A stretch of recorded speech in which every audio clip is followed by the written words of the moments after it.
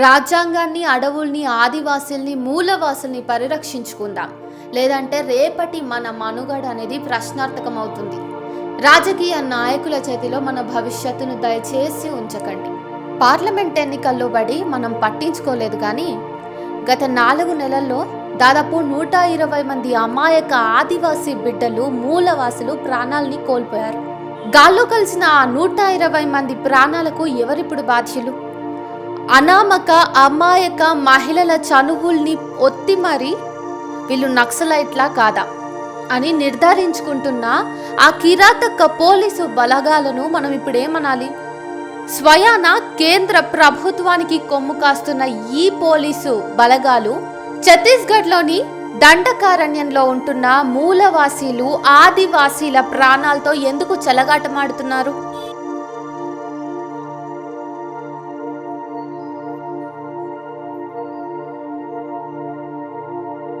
అసలు ఆపరేషన్ కగార్ ఎందుకు పెట్టబడింది? దేశం అంతా కూడా బయటకి కనిపిస్తున్న కొన్ని సమస్యల మీద దృష్టిని కేంద్రీకరించినప్పుడు లోపల కేంద్రం మాత్రం ఈ వేటికి కూడా సంబంధం లేకుండా, ఇవేవి కూడా పట్టకుండా తన పని తాను చేసుకుంటూ అమాయకమైన ఆదివాసీ బిడ్డల జీవితాల్ని చిన్నాభిన్నం చేస్తూ, వాళ్ళ హక్కుల్ని కాలరాస్తూ అడవుల్ని నాశనం చేస్తున్నారు. రాత్రికి రాత్రే అడవుల్ని నరుక్కుంటూ వెళ్తున్నారు.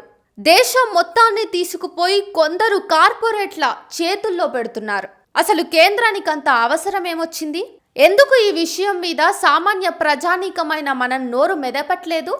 అసలు ఈ విషయాలేవి మన దాకా ఎందుకు చేరట్లేదు? ఇంత పెద్ద మాస్టర్ ప్లాన్ జరుగుతున్నప్పుడు ప్రభుత్వం ఎందుకు చీమ కొట్టినట్టు కూడా వ్యవహరించట్లేదు? అసలు మీకు ఇంకా విషయం ఏంటన్నది స్పష్టంగా అర్థమవలేదు కదా? నేను చెప్తా, వినండి. ఛత్తీస్గఢ్లోని దండకారణ్యంలో దాదాపు ఈ 4 నెలల్లో 120 అమాయక ఆదివాసీల ప్రాణాలు కోల్పోయారు.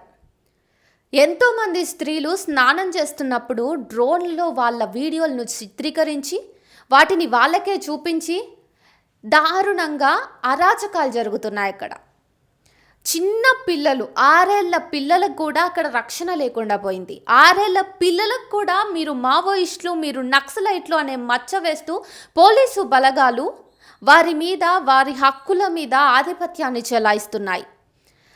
దీని అంతటికీ కేంద్రం అని ఒక పెద్ద దిక్కు లేకపోతే ఇదంతా సాధ్యమా అంటే కాదనే చెప్పాలి. మరి కేంద్రానికి అంత అవసరం ఏమొచ్చింది?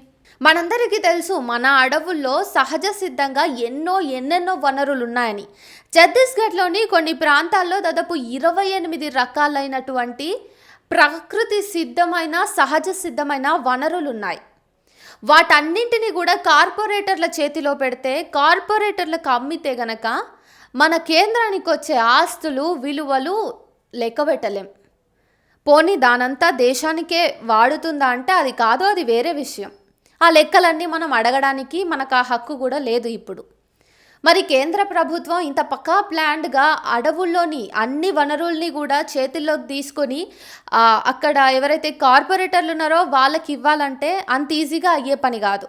ఎందుకంటే ఆదివాసీలు, అడవి బిడ్డలు ఎప్పుడు కూడా అడవుల్ని పరిరక్షించుకుంటూ వాళ్ళకంటూ అడవి మీద ప్రత్యేకమైన హక్కు ఉంది. ప్రత్యేకమైన హక్కులతో వాళ్ళు అడవిలోని ప్రతి వనరుల్ని కాపాడుకుంటూ, అడవినే కాపాడుకుంటూ ముందుకెళ్తున్నారు. ఎందుకంటే వాళ్ళకి అడవే అమ్మైనా దేవుడైనా. అట్లాంటి అడవి బిడ్డలు, ఆదివాసీలు, మూలవాసులు ఉన్నంతకాలం ప్రభుత్వ ఆగడాలు సాగవని చెప్పేసి కేంద్ర ప్రభుత్వం ఇప్పటికే కోబ్రా అని, సిఆర్పిఎఫ్ అని, ఇట్లా మిలిటెంట్లని, ఇంకా చాలా రకాలైనటువంటి పోలీసు బలగాలను పెట్టి ఆదివాసీల మీద నిఘా పెట్టింది. ఎట్లయినా చేసి ఆదివాసీల్ని ఆ ప్రాంతాన్ని దాటవేస్తే, అక్కడి నుంచి తరలిస్తే ఇంకా లోపలికి మనం ఎంటర్ అవ్వచ్చు, అడవిని మొత్తం కూడా కార్పొరేటర్లకి ఇచ్చేసుకోవచ్చు, అమ్ముకోవచ్చు, డబ్బు చేసుకోవచ్చు అని. ఈ ప్రాసెస్లో సామాన్యమైన ప్రజానీకాన్ని, అడవి బిడ్డల్ని, ఆదివాసీ మూలవాసీల్ని మీరే నక్సలైట్లు, మీరే మావోయిస్టులు అని చెప్పేసి వాళ్ళ మీద ముద్రేసి, మావోయిస్టులకి పోలీసులకి యుద్ధం జరుగుతుంది, ఎన్కౌంటర్లు జరుగుతున్నాయి, అక్కడ దాడులు జరుగుతున్నాయి అనేసి అందరికీ చూపించుకొని అక్కడ ప్రాణాలు తీస్తున్నారు. మొత్తానికి చూసుకున్నట్టయితే అక్కడ ప్రాణాలు ఎవరివి పోతున్నాయా అంటే అమాయకమైన ఆదివాసీ బిడ్డలై పోతున్నాయి. కేవలం వాళ్ళ చేతుల్లో ఆధార్ కార్డులు లేనందుకు గాను, కనీసం తమ జన్మ హక్కైన అడవిలోకి వెళ్ళినందుకు గాను ఆదివాసుల్ని చంపేస్తున్నారు.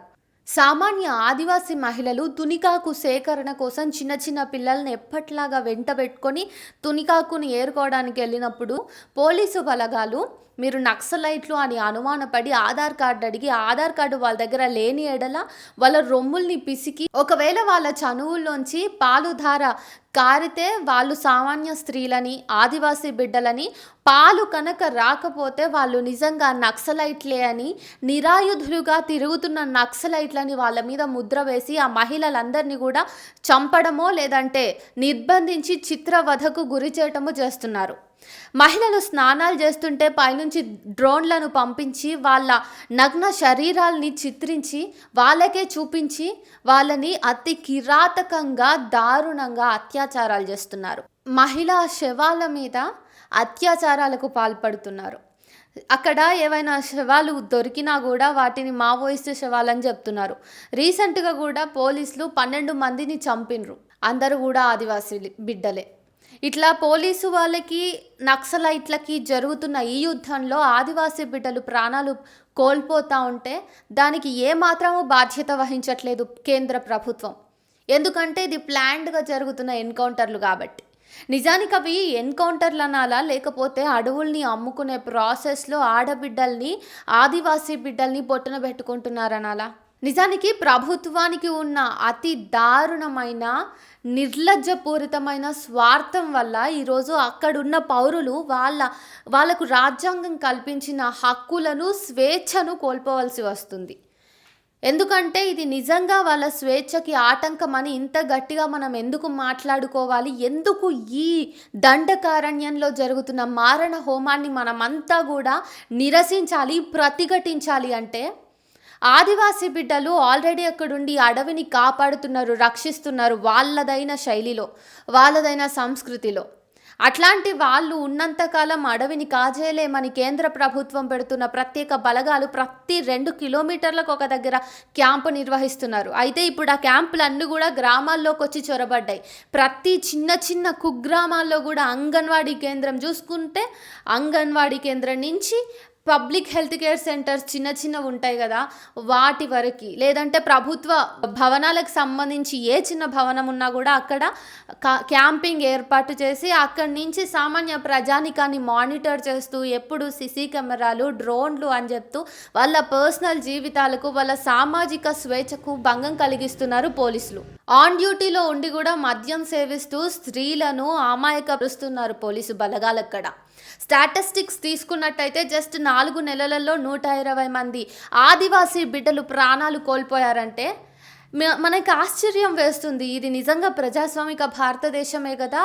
మన దేశానికి సంబంధించిన వనరులను కాపాడుతున్న ప్రాసెస్లో ఆ బిడ్డల మీదనే రివర్స్లో ఈ దాడులు జరిగి నక్సలైట్లని ఒక ముద్ర వేసి వాళ్ళని చంపడం ఎంతవరకు సమంజసం? అయితే నక్సలైట్లు పోలీసులు మధ్య జరిగిన ఏదైతే దాడి లేదంటే యుద్ధం ఉందో అందులో కూడా 1-2 నక్సలైట్ల శవాలు దొరికినప్పటికీ వాళ్ళు కూడా నిరాయుధులుగా ఉన్నారు. ఈ విషయాన్ని మనం గమనించాలి. అంటే అక్కడ నక్సలైట్లు ఏదో చేయాలి లేదంటే ప్రభుత్వానికి ఏదైనా ఆటంకం కలిగించాలనే ఆలోచనతో లేకపోయినప్పటికీ కూడా ఉన్న 1-2 నక్సలైట్లని పొట్టన పెట్టుకోవడంతో పాటు తునికాకు సేకరణకు వచ్చిన సామాన్య ప్రజల్ని చంపేయటం, ఆ ప్రాసెస్లో చిన్న చిన్న పిల్లలుంటే వాళ్ళకి కూడా ప్రాణ నష్టం కలుగజేయడం అనేది నిజంగా నీచమైన పని. దీనికి కేంద్రమే వెనుక ఉండి వీళ్ళని ముందుకు నడిపించడం అనేది ఇంకా దరిద్రమైన విషయం. గత కొంతకాలంగా చూసుకున్నట్టయితే ఆదివాసీ బిడ్డలకి ఇట్లా ప్రాణాలని కోల్పోవడం మాత్రమే కాదు, కేంద్ర ప్రభుత్వం వల్ల ఎదురవుతున్న మరో అతిపెద్ద సమస్య ఏంటంటే దాదాపు 10,000 మంది ఆదివాసుల్ని మన కేంద్ర ప్రభుత్వం అరెస్ట్ చేసింది. అనవసరంగా ఎటువంటి ఆధారాలు లేకుండా కేవలం ఆధార్ కార్డు వాళ్ళకి ఆ సమయంలో లేకపోవటం వల్ల మాత్రమే మీరు నక్సలైట్లు, మీరు మావోయిస్టులు అని వాళ్ళ మీద ముద్ర వేసి వాళ్ళని అరెస్ట్ చేసింది.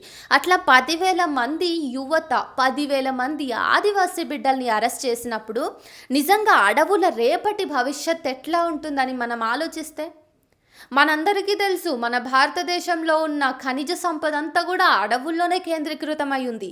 మెల్లమెల్లగా ఒక్కో అడవి ఇట్లా మాయమవుతూ ఉన్నప్పుడు మనకి భవిష్యత్ ఎక్కడుంటుంది? మనం చూసుకున్నట్టయితే గత 10 ఏళ్లలో కూడా ఎన్నో హెక్టార్ల మేరకు అడవి అనేది అంతరించిపోయింది. అడవి అనేది మైదాన భూమిగా మారింది. అక్కడ ఇప్పుడంతా వ్యాపారమే నడుస్తుంది. ఆ వ్యాపారంలో ఫనంగా ఉన్నదేంటి? మన ప్రాణాలు, ఆదివాసుల జీవితాలు. గత 10 ఏళ్లుగా ఎన్నో ఇట్లాంటి ఘటనలు చోటు చేసుకుంటున్నాయి. అయితే 2021 మే 10వ తారీఖు సిలెంగూరులో ఒక ఇష్యూ జరిగింది. పోలీసులు ఆదివాసీ బిడ్డల మీద మావోయిస్టులు అన్న పేరు మీద నక్సలైట్లు ఇక్కడ కాపుగా వస్తున్నారనే పేరు మీద జరిపినప్పుడు ఏదైతే దాడి, అందులో 3 ఆదివాసీ బిడ్డలు ప్రాణాలని కోల్పోవటం జరిగింది. ఆ టైంలో ఇంకా దాన్ని సిలెంగూరు స్మృతి దినం అని చెప్పేసి ప్రతి సంవత్సరం మే 9వ తారీఖు 10వ తారీఖును స్మృతి దినంగా జరుపుకుంటారు అక్కడి ఆదివాసీలందరూ కూడా. అయితే ఈ సంవత్సరం దాన్ని జరుపుకొని ఇవ్వలేదు. ఆదివాసీల నుంచి ఖచ్చితంగా ప్రాణాలు అనేవి పోతున్నాయి. ఇవి ఏదో బై మిస్టేక్ ప్రాణాలని తీసేస్తున్నారని అయితే కాదు. ఎందుకంటే ఇప్పటికే అక్కడ ఆదివాసీలు బిక్కుబిక్కుమంటూ బతుకుతున్నారు. తమ వీధుల్లోకి రావాలన్నా కూడా బాగా ఆలోచించాల్సి వస్తుంది. ఎందుకంటే ఏ నిమిషం ఏ పోలీసోడు వచ్చి వాళ్ళని నువ్వు అది అని చెప్పేసి అరెస్ట్ చేస్తారో తెలియదు, గన్ను షాట్కి వాళ్ళు చచ్చిపోతారో తెలియదు. అట్లాంటి పరిస్థితుల్లో ఏమాత్రము స్వేచ్ఛ, ఏమాత్రము రాజ్యాంగం కల్పించిన ప్రత్యేకమైన హక్కులు, అసలు జీవించే హక్కే వాళ్ళకి లేదనుకోండి, అది వేరే విషయం. ఇవేవి కూడా లేకుండానే అడవి బిడ్డలు బ్రతుకుని ఈడ్చాల్సి వస్తుంది. బస్తర్, సుక్మా, కాంకేర్, దంతేవాడ, అట్లానే బీజాపూర్, నారాయణపూర్ వంటి ప్రాంతాల్లో దాదాపు 28 రకాలైనటువంటి సహజ ఖనిజాలు ఉన్నాయి. ఆ వనరులు, ఖనిజాలు అన్నింటి మీద కూడా కేంద్ర ప్రభుత్వం కన్నుబడింది. అయితే మణిపూర్లో కుకీ ఆదివాసీల మీద జరుగుతున్నటువంటి మారణ కాండకు, నగ్నంగా వాళ్ళందరినీ చేస్తున్నటువంటి ఆకృత్యాలకు మనమంతా కూడా గొంతులిప్పినాం. కానీ ఇక్కడ దండకారణ్యంలో జరుగుతున్న దాష్టికానికి మాత్రం మనం ఎప్పుడూ నిరసన అనేది తెలపలేము. ఎందుకంటే ఇది ఈ మధ్య ప్రజల్లోకి వస్తుంది. అయితే ఇంతకుముందు కూడా ప్రజల్లో ఉన్నప్పటికీ కూడా దీన్ని బయటకి తీసుకురాకుండా ప్రభుత్వం చాలా జాగ్రత్త పడింది. బ్యాక్గ్రౌండ్లో ప్రభుత్వం చాలా చాలా చాలా సూక్ష్మ రూపంలో కూడా బాగా వర్క్ చేస్తుంది, బ్యాక్గ్రౌండ్ వర్క్.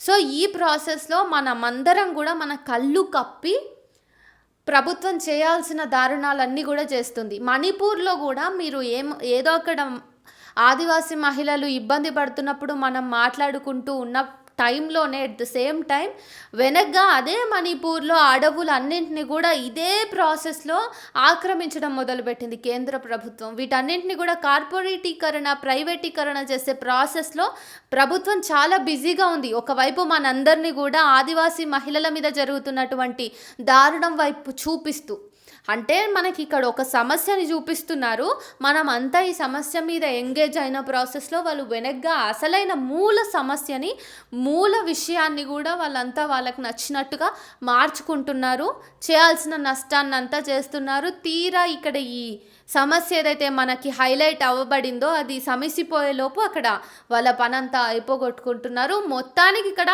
ఇటు ఆల్రెడీ ఉన్న ఇక్కడ మనం చూస్తున్న సమస్యకి నష్టపోతున్నది మనమే, అటు వెనక బ్యాక్గ్రౌండ్లో జరుగుతున్నటువంటి అతి దారుణమైన సమస్యలు ఏవైతే ఉన్నాయో, ఏదైతే పెద్ద ఎత్తున జరుగుతున్న దోపిడీ ఉందో ఆ దోపిడీ వల్ల కూడా మళ్ళీ మనమే నష్టపోతున్నాం. ఇట్లాంటి ప్రభుత్వాన్ని, ఈ ప్రభుత్వం ముందు నుంచి కూడా ఒక ప్రోపగాండాతో, ఒక గట్టి పొలిటికల్ స్ట్రాటజీతో ముందుకొచ్చి కేంద్ర ప్రభుత్వం సామాన్య ప్రజానీకాన్ని అందరినీ కూడా మతం పేరుతోటి లేదంటే పైపైన మెరుగులతోటి అట్లా మభ్యపెట్టి సామాన్య ప్రజల ఓటు బ్యాంకు మొత్తం దండుకునే పనిలో పడింది. చాలా స్ట్రాటజికల్గా ఆలోచిస్తూ ప్రతి చిన్న స్టెప్ని కూడా ఏదో పెద్ద ఇంటలెక్చువల్ లాగా రెల్స్ లేకపోతే గట్టిగా ప్రతి స్టెప్ని వేస్తూ సామాన్య ప్రజల్ని ఎన్ని రకాలుగా బోల్తా కొట్టించాలో అన్ని రకాలుగా బోల్తా కొట్టించినాయి. అయినా కానీ మనం ఈ రోజుకి కూడా కేంద్ర ప్రభుత్వాన్ని ఎవరైనా నోరెత్తి తిట్టినా, విమర్శించినా, సాక్ష్యాల్ని చూపించి ప్రశ్నించినా కూడా సామాన్య ప్రజమే ఫస్ట్ బట్టలు చింపుకుంటున్నాం. ఇట్లుంది మన పరిస్థితి. కాబట్టి నా ప్రత్యేకమైన అభ్యర్థన ఏంటంటే దండకారణ్యంలో జరుగుతున్న మారణకాండను మనమంతా కూడా నిరసిద్దాం, ప్రతిఘటిద్దాం. అక్కడ ఆదివాసీల మీద జరుగుతున్న ప్రతి ఒక్క దాష్టికాన్ని కూడా ప్రభుత్వం వెంటనే ఆపేయాలి, తగిన చర్యలు తీసుకోవాలి. ఇట్లాంటి దారుణమైన పనులు ఏవైతే ఉన్నాయో అడవిని ఆ సొమ్ము చేసుకోవడం వాటన్నింటినీ ఆపేయాలి. మరీ ముఖ్యంగా ఆదివాసీ మహిళల మీద జరుగుతున్నటువంటి హింసాకాండకు ప్రభుత్వం వెంటనే ఆప్ చేసేయాలి. రాజ్యాంగాన్ని, అడవుల్ని, ఆదివాసుల్ని, మూలవాసుల్ని పరిరక్షించుకుందాం. లేదంటే రేపటి మన మనుగడ అనేది ప్రశ్నార్థకం అవుతుంది. రాజకీయ నాయకుల చేతిలో మన భవిష్యత్తును దయచేసి ఉంచకండి.